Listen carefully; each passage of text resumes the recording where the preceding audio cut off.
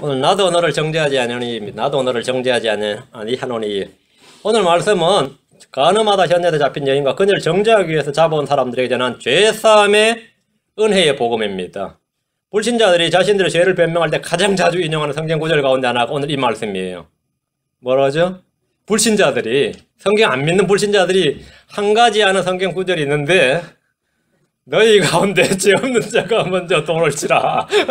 너희 가운데 죄 없는 자가 먼저 돌을 던지라. 이런 거죠. 실제로 불신자들이 사용하는 말이에요. 불신자들이 가장 잘 사용해서 먹는 말 중에 하나가 뭐예요? 너희 가운데 죄 없는 자가 먼저 돌로 치라. 이 말씀. 성경을 이용하는 불신자들이 제법 많이 있습니다. 이 말씀을 죄에 대한 허가증이나 조건 없는 용서와 죄인에 대한 면죄부나 사면증으로 사용하고 싶어하는 애들이 아주 즐거이 이 말씀을 이용합니다. 그리고 자신이 잘못할 때 자기를 변명하고 합리화할 때 주의 말씀을 딱 인용하면서 너희 가운데 죄 없는 자가 먼저 돌로 치라 이럽니다. 주님은 간음을 죄가 아니라고 한 적이 없습니다. 간음을 허락하신 적도 없고 조장하신 적도 없습니다. 주님은 오히려 누구든지 여자를 보고 그녀에게 음욕을 품는 자는 이미 마음속으로 그녀와 간음하였느니라 이렇게 말씀을 하셨습니다. 오늘 본문은 많은 분들이 흔히 인용하고 전하는 은혜로운 말씀이지만 본문의 정확한 이해나 해석이 뒷받침되지 않는 경우가 대부분입니다. 지금 오늘 여러분이 이 시간에서 설교를 들을 때 오늘 처음 듣는 말이다 싶으면 말씀을 자세히 보세요. 내가 교회 많이 다녀도 이런 식이 아니었다 싶은 분들은 말씀을 보고 이게 과연 그러한가 이렇게 생각하셔야 됩니다. 말씀 자체만 딱 보고 사람들이 해석에 휩쓸리지 말고 본문을 자세히 보시면 됩니다. 오늘 말씀을 통해서 우리를 죄에서 구원하실 뿐만 아니라 율법에서 구출하신 주 예수의 은혜의 복음을 듣고 큰 은혜를 누리는 시간이 되길 바랍니다. 주님 이 땅에서 여러 차례 죄인들의 죄들을 용서하면서 사면해 주시면서 자신이 하나님이심을 공개적으로 선포하셨습니다. 주님께서 내 죄들을 용서받을지어다 이런 말씀을 자주 하셨는데 이들에게 그 말을 듣는 사람들이란 뭐죠? 내 죄들을 용서받을지어다 이러면 듣는 사람은 어떻게 들려요? 자신이 하나님이란 말입니다. 자신이 하나님이란 말이에요. 왜? 하나님만이 죄들을 용서할 수 있습니다. 근데 주님께서 회당에서나 아니면 누구야 사람들 앞에서 내 죄들을 용서받을지어다 이렇게 말씀하면 그 듣는 당사자나 주변에 있는 사람들이 들을 때 좀 황당한 거죠. 좀 황당한 거죠. 왜? 사명권을 가진 사람, 사면령을 가진 사람만이 죄인들에게 너의 죄들을 사면해주겠다 이렇게 말할 수 있습니다. 미국 캘리포니아에서는 캘리포니아 주지사가 캘리포니아 주민의 죄를 사면할 수 있습니다. 어떤 사람이 사형에 해당되면 캘리포니아 주지사한테 탄원서를 써요. 그래서 캘리포니아 주지사가 탄원서 한 5,000장 이래 모이면 사면을 해주죠. 아니면 감형을 해줍니다. 캘리포니아 대법원에서 결정이 나도 가능합니다. 그리고 연방대법원에서 결정이 난 거는 캘리포니아 주지사가 못해요. 그거는 연방 대통령만이 할 수 있습니다. 오바마가 사면을 하면 사면되는 거죠. 근데 오바마가 누구한테 내가 너를 사면해 주겠다 그러면 그건 맞는 말입니다. 내가 누구한테 내가 너를 사면해 주겠다 그러면 지가 대통령도 아닌 게 지가 주지사도 아닌 게 이 말입니다. 유대 땅에서 누가 내 죄들이 용서받았느니라 그 말은 뭐죠? 지가 하나님도 아니면서 나 하나님 맞는데 이거예요. 예수님께서 내 병을 고쳐주면서 병만 고쳐준 게 아니라 내 죄들을 용서받을지어다 내 죄들이 용서받았느니라 이러면 그런 사람은 이 사람 자기가 지금 자기를 하나님이라고 하는 거야 뭐야 이런 거예요. 그러면 하나님 맞다고요. 내가 하나님이라고 사람이 대신 하나님이라고 그 말입니다. 주님은 자신이 죄사함의 권능을 가진 그 사명권 사면령을 가지신 분이다 이거죠. 유대인들은 그 말을 들을 때 이 사람이 누구이기에 죄들도 용서하는가 이렇게 말했습니다. 주님은 간음하다 현장에서 잡혀온 이 여자에게 내 죄들을 용서받을지어다 이렇게 말씀하지 않으셨습니다. 사명권 남발을 하지 않으셨다 이 말입니다. 그냥 간단하게 내 죄들을 용서받을지어다 해버리면 다시는 끝이에요. 뭐 더 이상 할 말 없죠. 하나님께서 용서해 버렸는데. 근데 주님께서 이 시간에 이 성전에서 간음하다 현장에 잡혀온 여자가 있었는데 이걸 어찌할꼬 할 때 간단하죠. 사면령 발동이죠. 내 죄들을 용서받을지어다 하면 그 사건 종결이죠. 근데 본문에서는 죄 사함이나 죄의 용서가 핵심이 아니고 율법의 정죄, 율법의 저주로부터 구속과 구출이 핵심입니다.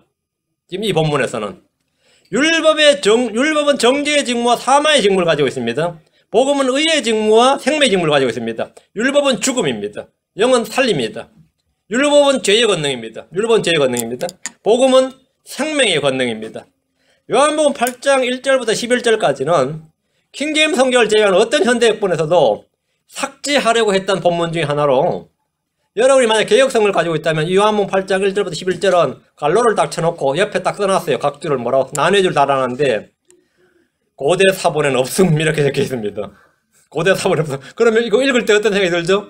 후대에 누가 첨가했구나 이런 생각이 들도록 만들어 놨어요. 성경에 대한 권위와 말씀의 그 진실성을 완전히 약화시켜 버리는 거죠.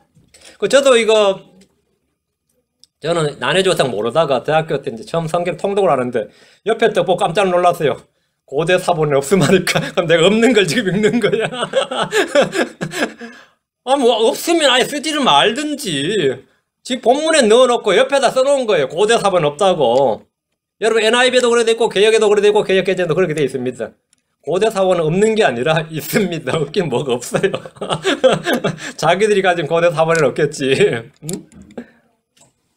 이 본문을 삭제하려고 상당히 애를 썼습니다. 우리는 그런 성경을 신뢰하지 않습니다.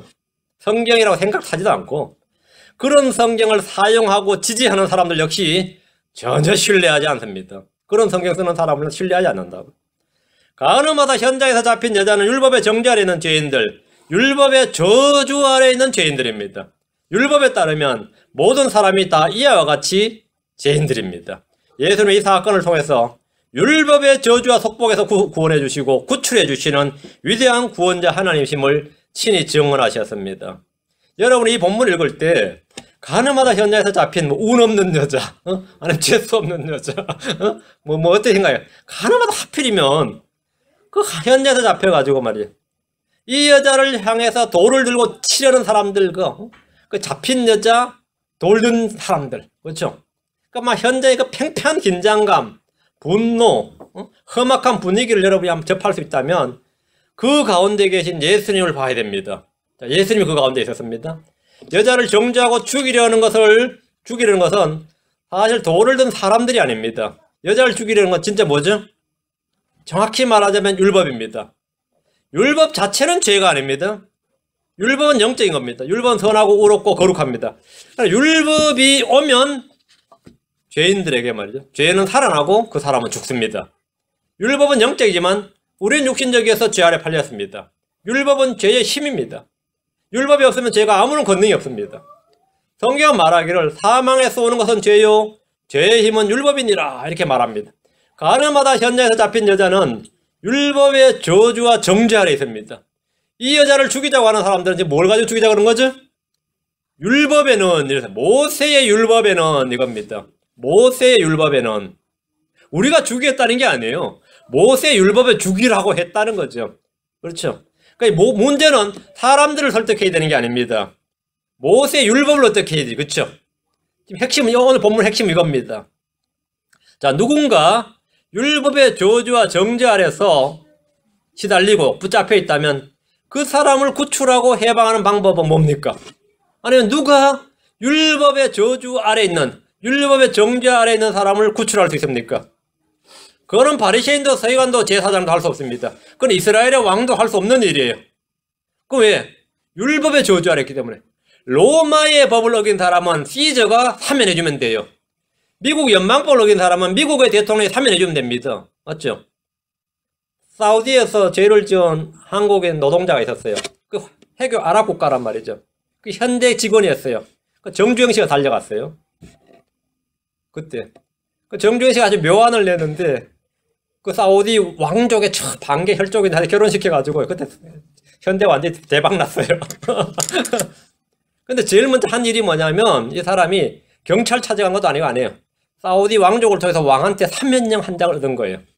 사면령 한 장. 그 사우디 법을 어기면 뭐라고요? 왕의 사면령을 얻은 것만이에요. 그럼 율법을 어긴 사람은 어떻게 되죠? 율법의 저주와 정죄 아래 있는 사람은 유대의 대제사장도 어떻게 할 수 없고 헤로당도 어떻게 할 수 없습니다. 이건 로마의 시저도 어떻게 할 수 없어요. 율법은 하나님의 법이기 때문입니다. 하늘과 땅이 없어지기 전에는 1.1도 떨어지지 않는 율법에서 죄인이 구출받는 방법, 그 죄인이 구원받는 방법이 뭐냐는 겁니다. 그 구원받는 길이 뭐냐 이거죠. 길이 있습니까 없습니까? 길이 있어요. 예수님이 길입니다. 주님께서 나는 길이요. 예수님께서 구출자입니다. 로마서 8장 3절에 율법이 육신으로 말미암아 연약하여 등이 하지 못하는 것을 율법은 못합니다. 하나님께서는 하셨나니 곧 자신의 아들을 죄 많은 육신의 모양으로 보내시고 또 죄로 인하여 육신 안에 죄를 정죄하셨느니라. 예수님을 정죄하셨어요. 예수를 보내셔서 예수님 안에서 해결하셨습니다. 예수님께서 우리를 대신하여 율법의 정죄를 받으시고 율법의 저주를 담당하심으로 율법 아래 갇혀있던 사람들, 율법의 정죄와 저주 아래서 죽을 수밖에 없던 사람들을 건져내셨습니다. 그 사람이 가늠하다 현재 잡힌 여자입니다. 자, 본문을 보겠습니다. 1절입니다. 예수님께서 올리브산으로 가시니라. 여러분, 이 본문에서 계속해서 이제 예수님의 사랑과 은혜 이런 걸 본문으로 강조하면 그것도 한편의 설교고 좋아요. 지금 본문은 사랑과 은혜 그것도 맞는 말이지만 지금 핵심은 그게 아닙니다. 자, 1절 말씀. 예수님께서 올리브산으로 가시니라. 올리브산은 예루살렘 성전 맞은편에 있는 산으로 우리 주님이 자주 오르셨던 산입니다. 예수님께서 체포되시던 밤에도 제자들과 함께 올리브산으로 가셨습니다. 이 산에서 주님은 기도하셨고 제자들에게 마지막 때의 징조와 멸망에 대해서 말씀해 주신 것도 이 산, 올리브산 강화, 이것도 올리브산에 한 말씀입니다. 2절. 그분께서 아침 일찍 다시 성전으로 들어오시니, 성전과 올리브산은 같이 붙어 있습니다. 아침 일찍 다시 성전으로 들어오시니 온 백성이 그분께 나오매 그분께서 앉아서 그들을 가르치시더라. 아침 일찍에 백성들이 성전으로 왔습니다. 주님께서 아침 일찍 다시 성전으로 들어오셨는데 장막절이란 명절이 지난 후였습니다. 장막절에 주님은 성전에 모이던 유대인들에게 생수의 강에 대한 위대한 진리를 선포하셨습니다. 나를 믿는 자는 그 배에서 생수의 강이 흘러나리라. 이렇게. 그게 요한복음 7장 장막절에 유대인들에게 선포한 말씀인데 그때 많은 사람들이 예수를 믿었어요. 주님이 다시 성전으로 들어오시니까 온 백성이 그분께 나왔다 그랬죠. 유대의 성전에는 언제나 사람들이 붐비는 곳이기도 하지만은 명절에 주님의 말씀을 듣고 그분을 그리스도로 믿는 사람들이 예수님께로 나온 겁니다. 앞에 보면 지금 2절에 보면 온 백성이 그분께 나오며 이랬는데 요한복음 7장 40절에 보면 주 예수 그리스도를 믿는 사람들이 많이 늘어났음을 볼 수 있습니다. 요한복음 7장 40절 앞절에 보면 뭐라고 되어 있어요? 그러므로 사람들 중에 많은 이들이 이 말씀을 듣고 이르되 이분은 진실로 그 대언자시로다 이러면서 예수님이 바로 모세가 말한 그 대언자, the prophet, 바로 메시아다 이렇게 믿었습니다. 심지어 예수님을 잡으러 보낸 사람들, 잡으러 간 이 관원들조차도 그분을 잡으라고 했더니 잡는 대신에 결코 아무도 이 사람처럼 말하지 아니하였나이다 이렇게 할 정도였습니다. 손을 못 대더라 이거죠. 예수를 믿었다는 거예요. 주님은 성전에서 자신에게 나온 사람들을 가르치셨습니다. 주님은 때와 장소를 가리지 않고 말씀을 가르치셨는데 성전과 회당과 성전은 공식적인 집회 장소였고 말씀을 가르치는 장소입니다. 3절 4절 서기관들과 바리새인들이 간음하다가 붙잡힌 여자를 그분께 데리고 와서 그녀를 한가운데 세우고 그분께 이르되 선생님이요 이 여자가 간음하다가 현장에서 붙잡혔나이다. 참 아침부터 이거죠. 아침에 집회하고 있는데 지금 말이죠. 난리 난 거죠. 아침에 백성들을 가르치는 성전으로 서기관들과 바리새인들이 들이닥쳤어요. 말씀 들어오는 게 아니라 간음하다 현장에서 붙잡힌 여자를 데려왔습니다. 십계명에 너는 간음하지 말라는 명령이 있고 또 말하길 레위기 20장 10절에 다른 남자의 아내와 간음하는 남자하고 자기 이웃의 아내와 간음한 자가 있을 경우에 그 간음한 자와 간음한 여자를 반드시 죽일지니라 이런 말씀이 있습니다. 이것이 율법입니다. 반드시 죽일지니라. 모세의 율법이라 불리는 이 율법은 하나님께서 친히 주신 법이고 이스라엘의 헌법, 그 이스라엘 연방의 연방법입니다. 이스라엘 12지파가 뭐 연방이죠. 이스라엘의 연방법이에요. 그 국법이란 말이죠. 이스라엘의 헌법이고 국법으로 모든 법보다 위에 있는 최상위 법입니다. 서기관들과 바리새인들은 종교경찰이 아닙니다. 그들은 성경을 필사하고 율법에 열심인 유대교의 한 종파일 뿐입니다. 그런데 이들은 지금 범인을 검거하는 경찰이나 검찰이나 범인에게 형을 내리고 바로 단죄하는 이 재판관들, 판사처럼 행동을 합니다. 이들은 율법에 따라 여자를 돌로 쳐 죽이기 전에 먼저 예수님께로 데려왔습니다. 그녀를 한가운데 세우고 그분께 이르되었습니다. 이 말씀은 인민재판의 현장, 민중재판, 인민재판의 현장입니다. 법원으로 가야죠. 민중재판, 인민재판 하자 이거죠. 그들은 율법의 수요자고 집행자인 것처럼 하지만 결코 율법대로 행하지 않았습니다. 재판관들은 증인과 증언을 부지런히 조사해야 됩니다. 현장에서 잡혔다면 신속히 신병을 확보하고 레위 제사장과 재판관에게 가서 물어야 됩니다. 그게 율법이에요.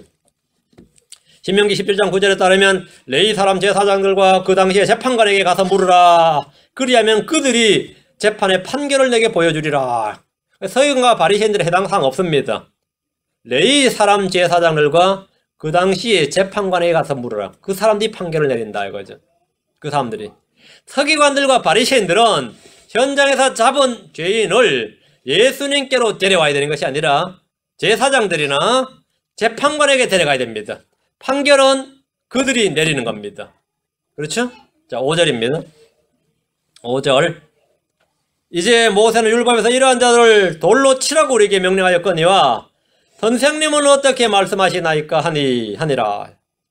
선생님은 어떻게 말씀하시나이까? 서기관과 바리새인들은 율법을 인용해서 이 여자는 사형이다. 돌로 쳐야 된다. 돌로 치라고 했다. 이제 모세는 율법에서 이러한 자를 돌로 치라고 우리에게 명령하였거니와 이 말씀은 당시 유대에서 사는 사람들이라면 뭐 상식이죠. 어린아이들도 다 아는 법률 지식이고 법률 상식입니다. 이건 뭐 논란의 여지가 없는 거죠. 이 부분에 대한 논란의 여지가 전혀 없어요. 어린애도 다 아는 이야기예요. 자, 그럼 얘들이 말한 모세 율법을 한번 보겠습니다. 신명기 22장으로 합니다. 22장 22절 24절 신명기 22장 듀트로노미입니다. 신명기 22장 22절 24절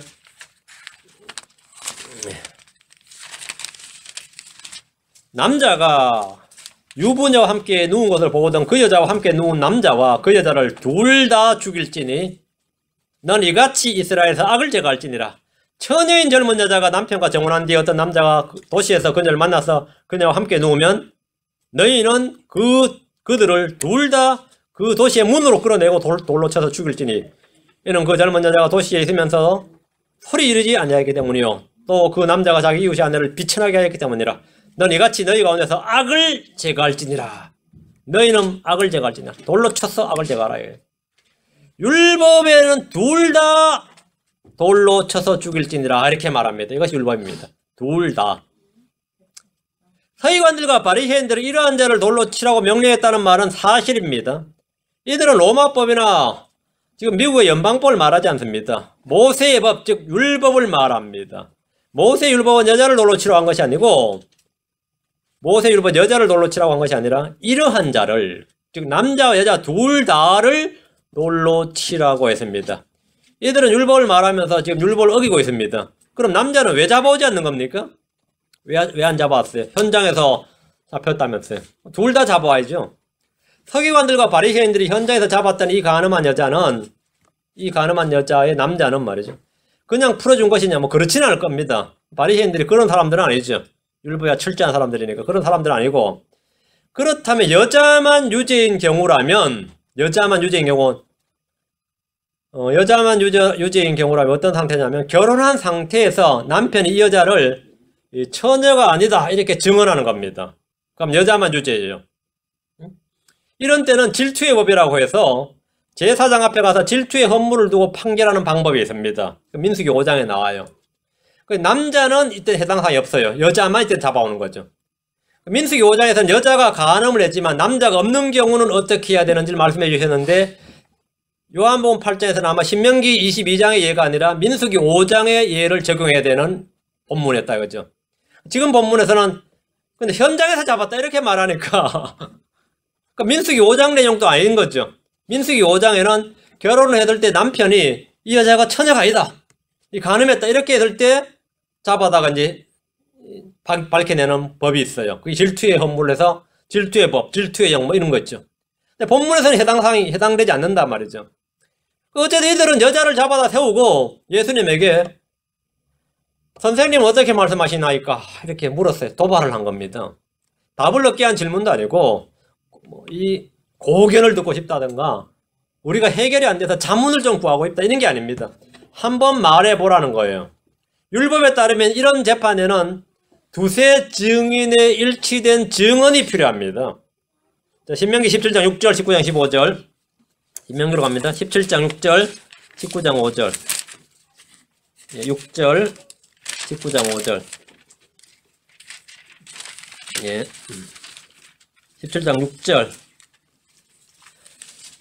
죽여 마땅한 자를 두 증인이나 세 증인의 입의 증언으로 죽일 것이요 한 증인의 입의 증언으로는 죽이지 말 것이며 두 증인이나 세 증인이 필요합니다. 두 증인, 세 증인. 그렇죠? 자, 잠시 뒤로 19장 15절. 어떤 사람이 죄를 짓는 때에 한 증인이 일어나서 어떤 불법이나 죄에 대해 그 사람을 대적하지 말며 두 증인의 입의 증언으로나 세 증인의 입의 증언으로 그 문제를 확정할 것이니라. 이렇게 말씀했습니다. 두 증인, 세 증인님, 세 증인님. 얘들은 율법을 잘 알고 있으면서 왜 예수님한테 온 겁니까? 왜 예수님한테 왜 왔어요? 이 율법을 알고 있는데 6절입니다. 그들이 그분을 시험하여 이렇게 말한 것은 그분을 고소하려 합니다. 이게 목적입니다. 시험하고 고소하는 거예요. 그런데 예수님께서는 그들의 말을 듣지 못하신 듯 몸을 구부리시고 손가락으로 땅에 서시니라. 율법을 중시한 이들이라면 이 여자를 데리고 성전에 계신 예수님에게 와야 되는 것이 아니라 일단 두세 증인의 증언을 확보해야 됩니다. 제일 급한 게. 이 사람을 이제 재판에 세우려면 증인이 필요해요. 그러니까 두 명 또는 세 명의 증인이 필요하고 그들의 증언을 먼저 확보해야 됩니다. 그게 제일 중요한 겁니다. 그리고 나서 그들을 데리고 재판관에게 가야 됩니다. 예수님의 의견은 전혀 들을 필요가 없습니다. 예수님의 의견이 필요한 게 아니에요. 이들이 노리는 것은 가늠하다 잡힌 여자가 아니라 예수님이었습니다. 여자가 중요한 게 아니에요. 이 바리새인들과 서기관들이 노리는 것은 여자 하나 잡아 죽이자는 게 아닙니다. 그건 별로 중요하지 않아요. 예수님 잡아 죽이자는 거였습니다. 그들이 그분을 시험하여 이렇게 말한 것은 그분을 고소하려 합니다라 했죠. 서기관들과 바리새인들이 죽이고 싶었던 사람은 율법을 어기고 범한 죄인이나 가늠하다 잡힌 여자가 아니라 백성들 사이에 급속히 메시아로 인정받고 있으면서 점점 그 세를 불리고 있고 믿는 자들이 늘어나는 예수님이었습니다. 관원들조차도 잡아오랬더니 못 잡아오니 예수님을 빨리 어떻게 처리해야 되는데 이 예수님을 시험하고 고소하기 위한 것이었습니다. 그래서 데려온 거예요. 그들은 예수님에게 올무를 놓고 잡으려고 왔던 겁니다. 시편 140편 5절에 교만한 자들이 나를 잡으려고 올무와 줄을 숨겨두고 길가에 그물을 치며 나를 잡으려고 덫을 놓았나이다. 이 말씀대로예요. 서기관들과 바리새인들은 예수님을 잡으려고 올무와 줄을 숨겨두고 그물을 치고 덫을 놓았습니다. 반복해서 그랬어요. 다니엘을 잡기 위해서 대적들이 꾸민 음모나 유대인들을 모두 잡아 죽이기 위해서 꾸민 하만의 음모는 오늘날 성도들에게도 그대로 이어지고 있습니다. 덫을 놓는 거죠. 올무를 놓는 겁니다. 여러분 거기 걸리면 안 됩니다. 마귀도 계속해서 우리의 올무를 놓습니다. 올무에 걸리면 안 돼요.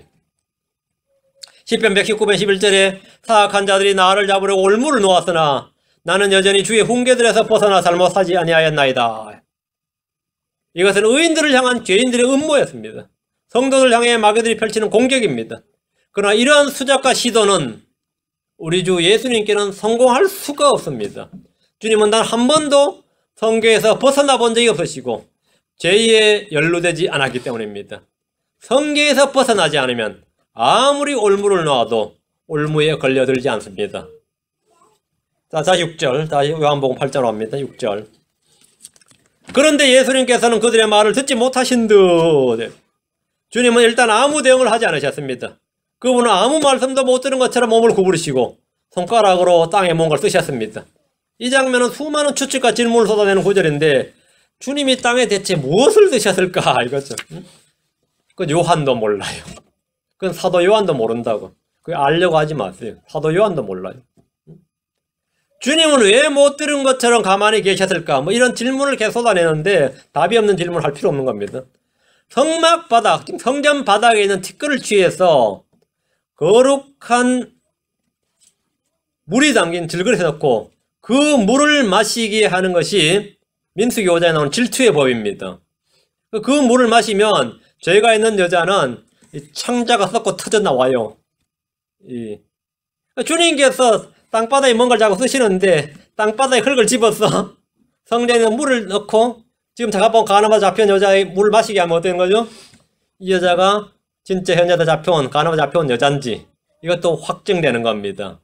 주님께서 지금 땅바닥에 쓰고 계시는데 다른 티끌을 만지고 계시는 거죠? 그죠? 그럼 바리새인들과 서기관들은 율법을 잘 알고 있기 때문에 저렇게 해야 되는 거죠. 잘 생각해 봐요. 저 티끌을 성전에 있는 거룩한 물에 담아다가 물 만들어서 여자에게 맹세시켜서 제사장 앞에서 마시게 하는 거죠. 그게 이제 죄를 확증하는 방법입니다. 죄를 확증하는 방법이에요. 주님께서 성막 바닥에 이걸 쓰시고 계셨는데 여자를 잡아온 그들의 주장대로 만약 이 여자를 현장에서 잡았다면 남녀도 함께 내려와서 둘 다를 죽여야 되고, 맞죠? 근데 이 사람들이 그렇지 않으니까 예수님 입장에서 봤을 때는 그 케이스는 아닌 거죠. 남자는 안 잡아왔으니까 남자는 없고 여자만 잡아왔다면 질투의 법에 따라서 처리를 해야 됩니다. 그렇죠? 그러면 지금 주님께서 지금 뒷걸에 뭘 쓰고 계시는데, 손에 쓰고 계시는데 이 흙을 취해서 성전에 거룩한 물과 섞어서 여자를 마시게 해야 됩니다. 어떻게 해야 될 것 같아요? 자, 주님은 지금 손가락으로 성막 바닥, 성전 바닥, 즉 땅바닥, 땅에 티끌을 만지면서 글을 쓰고 있습니다. 이 티끌을 질그릇에 거룩한 물을 담아서 여자가 마시는 것이 법입니다. 구약의 율법은 몸의 간음과 더러움의 죄를 다룹니다. 물과 티끌을 가지고 죄인이 마시도록 하면 그 죄가 드러납니다. 신약에서는 영적 간음과 더러움과 죄를 다룹니다. 말씀의 물을 마시면, 우리 질그릇 속에 마시면 말이죠, 우리 속에 있는 죄가 드러납니다. 땅바닥에 글을 쓰신 주님은 우리 몸의 동일한 주의 말씀을 기록하고 싶어 하십니다. 우리 마음판에 말씀이 기록되면 우리 속에 있는 죄가 드러납니다. 그리고 씻음을 받게 됩니다. 7절입니다. 7절. 이에 그들이 계속해서 그분께 물으니 그분께서 일어나 그들에게 이르시되 너희 가운데 죄 없는 자가 먼저 그에게 돌을 던지라 하시고. 서기관들과 바리새인들이 예수님이 계속해서 재촉해서 물었어요. 답을 하라고. 답을 하시오. 말을 해보시오. 이렇게 시험에서 그분을 고소하기 위함입니다. 그래서 주님께서 말씀을 하셨어요. 너희 가운데 죄 없는 자가 먼저 그에게 돌을 던지라. 이 말은 죽이라는 말입니까? 살려주란 말입니까? 잘 한번 생각해 보세요. 주님은 분명히 돌을 던지라 이렇게 말씀하셨습니다. 율법대로죠. 이것은 율법에 맞는 말입니다. 간음하다 여자 잡혔고 간음한 여자라면 돌을 던지라고요. 돌을 던지라. 맞죠? 돌을 던져라요. 주님은 율법을 범하지 않으셨고 율법을 무시하거나 율법을 깨뜨리지 않으셨습니다. 그녀에게 돌을 던지라 이렇게 말씀하셨습니다. 그녀에게 돌을 던지지 말라 했으면 난리 난 거죠. 그거는 뭐 완전 그 자리에서 난리 난 거죠. 돌을 던지지 말라 그러지 않으셨어요. 주님은 분명히 돌을 던지라고 하셨습니다. 주님은 돌을 던지라고 하시면서 딱 하나 조건을 거셨는데 돌을 던질 순서를 정하셨어요. 돌을 던질 순서를 딱 정해주신 거예요. 돌을 던지지 말란 게 아니에요. 돌을 던지라고. 그런데 돌을 던지되, 너희가 돌을 던지되 돌을 던질 순서만 딱 정해주셨습니다. 첫 번째 돌을 던져야 될 사람은 누구죠? 율법에 따른 누구죠? 던지지 말란 게 아니고 던지라 말 던지라. 근데 던지는 데는 순서가 있어요. 그것도 율법에 있습니다. 율법에 따르면 죽에 마땅한 자를 두 증인이나 세 증인의 입에 증언으로 죽일 것이요 한 증인의 입에 증언으로는 죽이지 말 것이며 증인들이 먼저 그에게 손을 대어 그를 죽게 한 뒤에 온 백성이 손을 댈지니라. 너는 이같이 너희 가운데서 악을 제거할지니라. 제일 먼저 던져야 될 사람이 누구죠? 증인입니다. 증인이 가장 먼저 돌을 던져야 돼요. 순서가 있다고요. 아무나 먼저 던지는 게 아닙니다. 힘 좋은 사람이 먼저 던지는 게 아니라. 그러니까 율법에서는 증인들이 먼저 손을 딱 댄 다음에, 손을 댄다는 말은 손을 댄다면 먼저 돌을 던진다는 말이에요. 그래서 나머지 백성들이 손을 댄, 나머지 백성들이 돌을 던진다 이거. 순서가 그렇습니다. 돌을 던지는 순서는 먼저 증인들입니다. 그런데 주님께서 너희 가운데 증인들이 먼저 그에게 돌을 던지라 하셨으면 증인들이 그중에 있을 수도 있고 그렇죠? 그럼 증인들이 먼저 돌을 던지겠죠. 주님께서 너희 가운데 증인들이 먼저 돌을 던지라 이렇게 말씀 안 하시고 너희 가운데 죄 없는 자가 먼저 돌을 던지라 이렇게 순서를 이렇게 정해 주셨어요. 그 서기관들과 바리새인들의 관심이 돌을 던지는 것에 돌을 던지니까 말리니까 던지란 말이라고. 그건 오케이 던지라. 그 끝난 거고 거기에 대해서는 이제 논란이 없어요. 던지니까 말리니까가 핵심이었기 때문에 던지라 이거예요. 던지라. 그 율법 조항만 던질까 말까만 주장하고 있었기 때문에 던질까 말까에 대한 답은 주님이 해주셨어요. 바리새인과 서기관들이 누가 먼저 던지리까라고 물었으면 거기에 대한 답이 있는데 지금 그게 아니었어요. 던질까 말까만 답을 빨리 해달라는 거예요. 거기에 대해서는 주님께서 던지라 이렇게 말씀해 주셨습니다.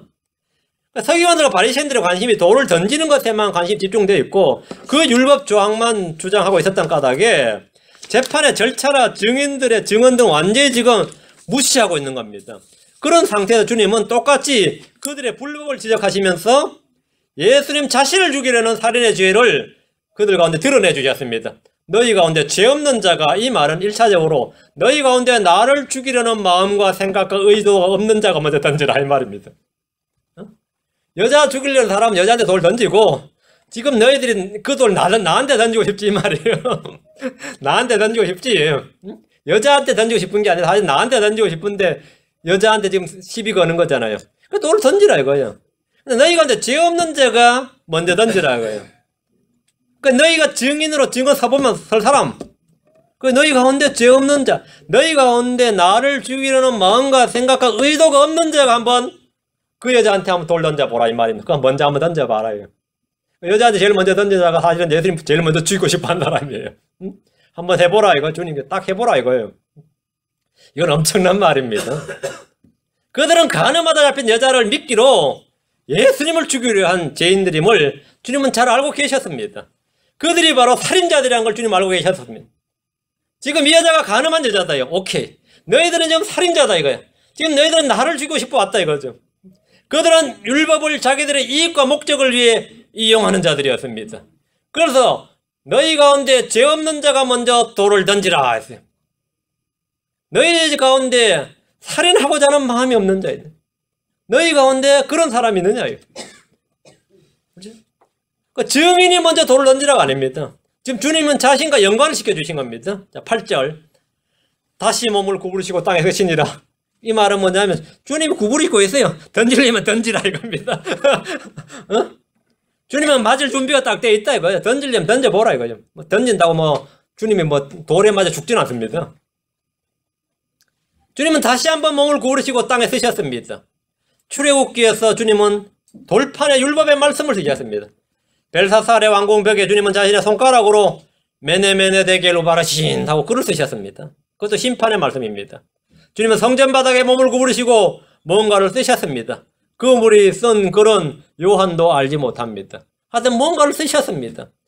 그래서 주님께서 하신 말씀은 자 이제 실행해보라 이거. 너희 가운데 죄 없는 자가 먼저 그 여자에게 돌을 던지라. 자 순서대로 한번 던져보라. 순서대로. 자기들끼리 이제 죄 없는 자부터 이제 정해야 되잖아요. 응?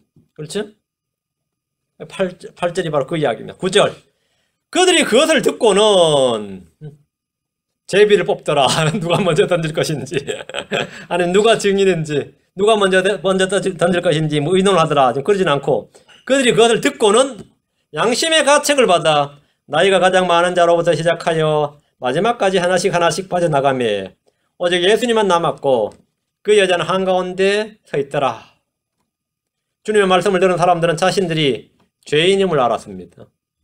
말씀이 그 사람을 드러내는 거죠. 그들이 그것을 듣고는 양심의 가책을 받아. 이 말씀은 누구나 자신이 죄인임을 자각할 수 있는 양심이 있다는 사실과 죄를 깨달을 수 있는 지각이 있음을 보여줍니다. 사람은 말이다. 누구나 하나님의 말씀을 들을 때 자신이 죄인임을 깨달을 수 있는 그 정도의 양심과 이성은 다 가지고 있습니다. 이 말은 켈빈의 그 전적 타락이라는 교리가 사악한 거짓 교리라는 겁니다. 전적 타락이란 없습니다. 그런 건 없어요. 믿을 수 없을 만큼 타락, 그런 말은 없습니다. 양심의 가책은 있습니다. 너희 중에 죄 없는 자가 먼저란 말씀에 앞에 있는 여자의 죄보다 자신들의 죄가 먼저 떠올랐던 겁니다. 이 여자는 가늠하다 해녀 잡힌 여자고 자신들은 지금 살의가 등등한데 여자를 죽였다는 살의가 등등한 것보다도 사실은 예수님을 때려 죽이고 싶어하는 살의가 등등했던 겁니다. 사실 그 목적으로 온 겁니다. 그렇죠? 그 목적으로 왔어요. 그래서 이제 자신들의 죄가 사실 먼저 떠올랐던 거죠. 그 나이가 가장 많은 자로부터 시작하여란 말씀을 통해 세월이 흐를수록 우린 죄를 더 많이 짓고 더 잘 자각한다는 사실을 알 수 있습니다. 여자를 정죄하며 예수님께 묻고 고소하던 자들이 하나씩 빠져나갔습니다. 내가 던지려면 순서가 제일 나중에 오겠구나 생각한 거죠. 나도 한번 던져보려면 말이죠. 죄 없는 자가 먼저 던지려면 나 던지긴 던지겠는데 나는 제일 나중에 던지겠다 이거. 그렇죠? 죄 없는 자가 먼저 던지라니까 먼저 던지고 자기 나중에 던지면 되니까요. 천천히 하다 보면 다 빠져나갔어요. 죄인들이 자신들의 죄를 깨달을 때 그러면 우리가 어찌할까? 선생님이 우리가 무엇을 해야 구원을 얻으리까? 이런 반응이 아니라 그들은 그 자리를 피해버렸습니다. 죄를 시인하고 회개하는 이는 극히 적습니다. 성경은 오직 예수님만 남았고 그 여자는 한가운데 서 있었다. 이렇게 지금 9절에 기록되어 있습니다. 오직 예수님만 남았고 그 여자는 한가운데 서 있더라. 모든 죄인들은 언젠가 예수님과 이렇게 1대1로 단독자로 만나게 됩니다. 모든 사람들은 예수님과 이렇게 단독자로 페이스 투 페이스로 한번 만나야 됩니다. 얼굴 맞대고 한번 만나야 됩니다. 예수님과 만났어요. 무슨 이야기 합니까? 10절. 예수님께서 일어나서 그 여자 외에는 아무도 없음을 보시고 그녀에게 이르시되 여자여 너를 고소하던 그 자들이 어디 있느냐? 아무도 너를 정죄하지 아니하였느냐 하시니. 자, 드디어 이제 몸을 구부리셨던 주님이 일어나셨어요. 모두가 떠나고 성전에 아무도 없습니다. 조용하네. 그들은 여자를 죽이려던 자들이 아니라 사실은 모두 예수님을 죽이기 위해 온 자들이었습니다. 그들이 진정으로 죽이고 싶었던 사람은 예수님이었습니다. 마귀는 살인자입니다. 마귀의 자녀들은 자기 아비의 본성을 따라 살인하려고 합니다. 그들은 사람을 죽이기 위해서 율법을 사용합니다. 주님께서는 말씀으로 그들을 다 물리치셨습니다. 이것은 마귀 들린 자 속에 있는 마귀들을 쫓아내는 것보다 더 힘든 일이었습니다. 여자여 너를 고소하던 그 자들이 어디 있느냐? 아무도 너를 정죄하지 아니하였느냐? 이렇게. 이제 이 사건은 고소자가 없고 증인이 없는 사건으로 여기에서 종결됩니다. 이 여자가 간음 안 했다는 말 아닙니다. 재판이 안 된다는 말입니다. 재판이 불성립입니다. 여자의 죄가 사라진 것이 아닙니다. 주님은 여자에게 무죄를 선고하신 것이 아닙니다. 죄와 불법은 그대로 있습니다. 고소하던 자가 없고 두세 증인이 없는 겁니다. 그럼 어떻게 되죠?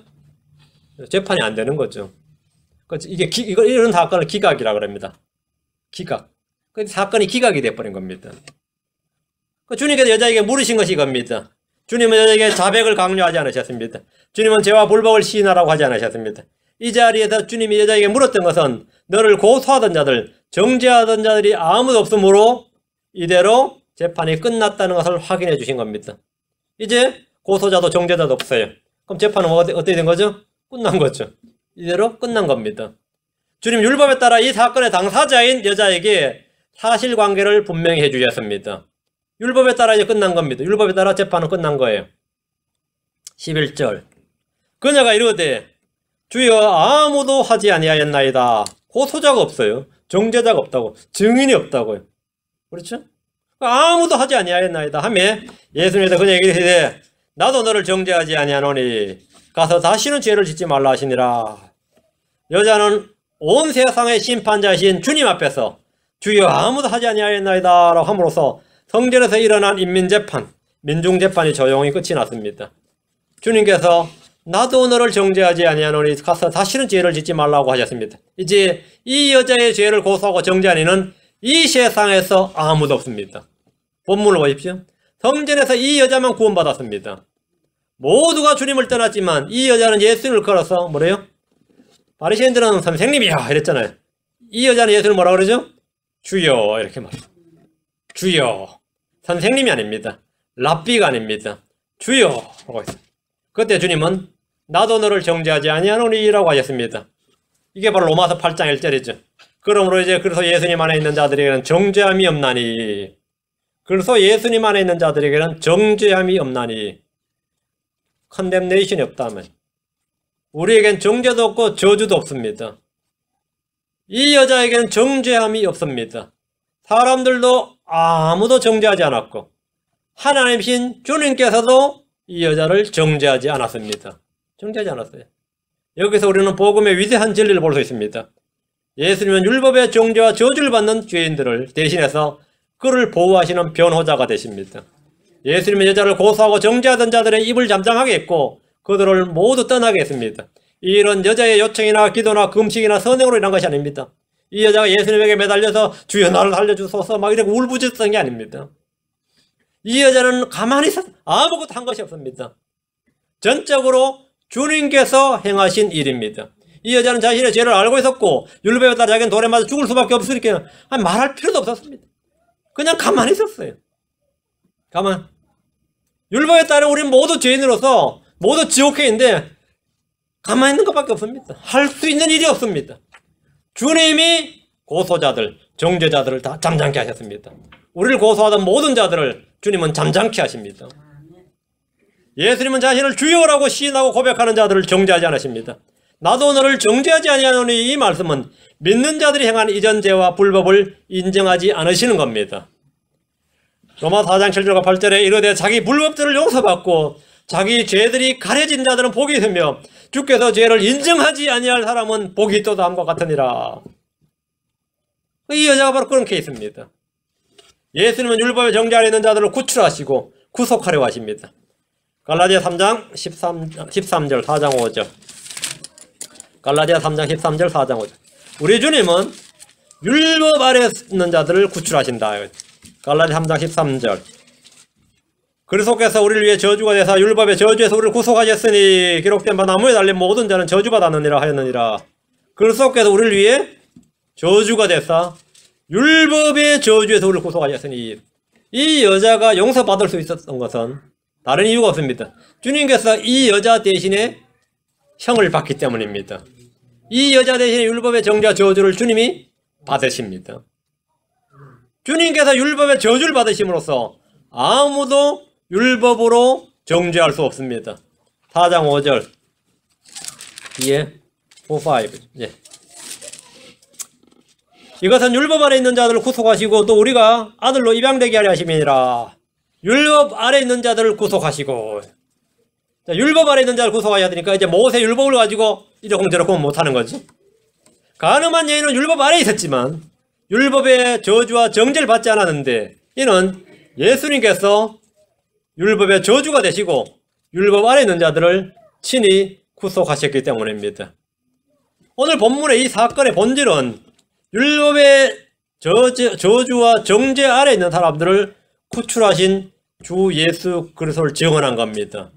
율법에 따라 꼼짝없이 죽을 수밖에 없는 죄인들을 주님께서는 값없이 구속하셨고 구출하셨습니다. 주님께서 주님이 정죄하지 않으시고 가서 다시는 범죄하지 말라, 죄를 범하지 말라 이렇게 말씀하신 것은 죄를 방조하거나 간음을 조장하거나 허용하시는 분이 아니심을 분명히 하신 겁니다. 때로 무분별한 용서는 죄를 조장하는 측면이 있습니다. 그렇죠? 무분별한 용서는 죄를 활성화시켜요. 그러나 주님은 주님의 이 죄사함, 주님의 사면, 주님의 용서는 그 죄를 지은 사람, 용서받은 죄인을 결코 죄를 조장하지 않습니다. 결코 죄를 지어도 좋다는 허가증을 주신 것도 아니고 방조하는 것도 아닙니다. 방조하는 것도 아니에요.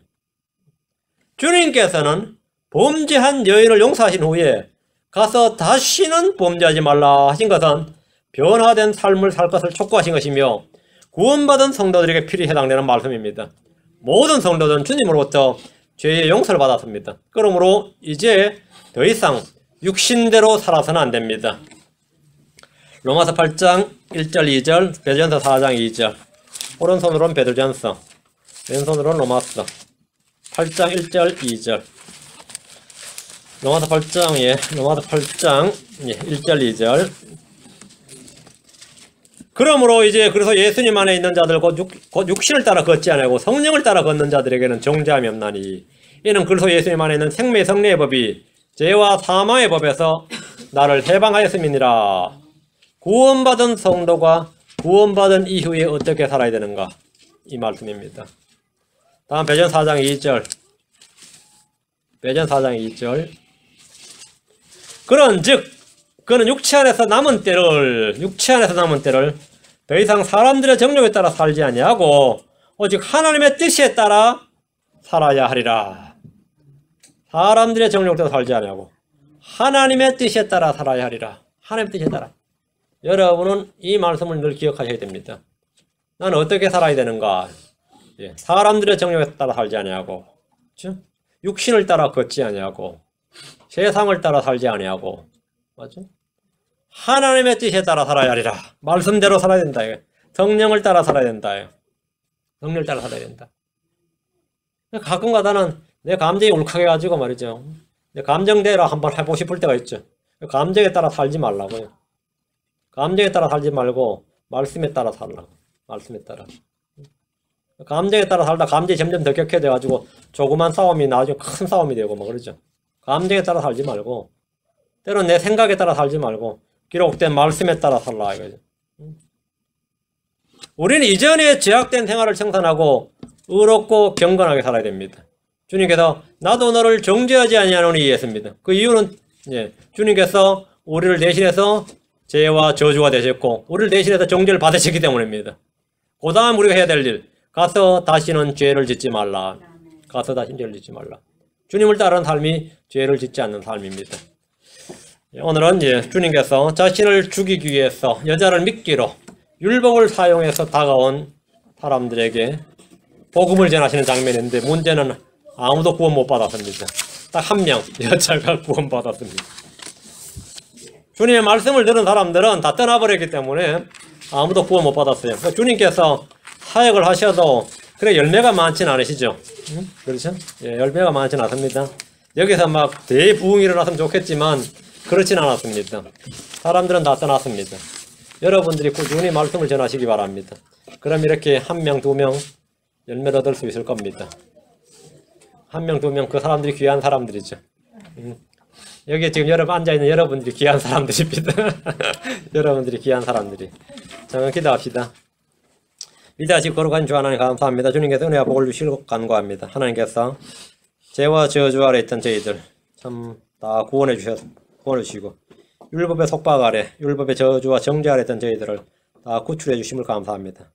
죽은 자는 죄로부터 해방되었느니라 말씀하셨고 또한 저희가 율법에 대해 죽었고 더 이상 율법 아래 있지 아니함을 감사합니다.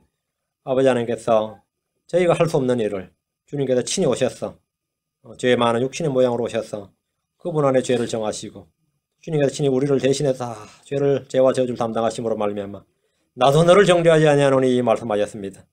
우리는 주님으로부터 정죄를 받지 않고 또 어떤 사람 고소도 받지 않습니다. 아버지 하나님께서 참 그리스도 안에서 우리를 의롭게 하시고 거룩하게 하심을 감사합니다. 주님을 높이고 주님을 찬양합니다. 이제 육신의 남은 때를 주의 뜻대로 살아갈 수 있도록 해주시고 육신의 정욕대로 육신에 따라 걸지 않고 성령을 따라 걸을 수 있도록 은혜 허락해 주시길 간구합니다. 아버지 하나님께서 날마다 저에게 은혜를 더해 주시기를 원합니다. 감사드리며 주의 숨기도 합니다. 아멘.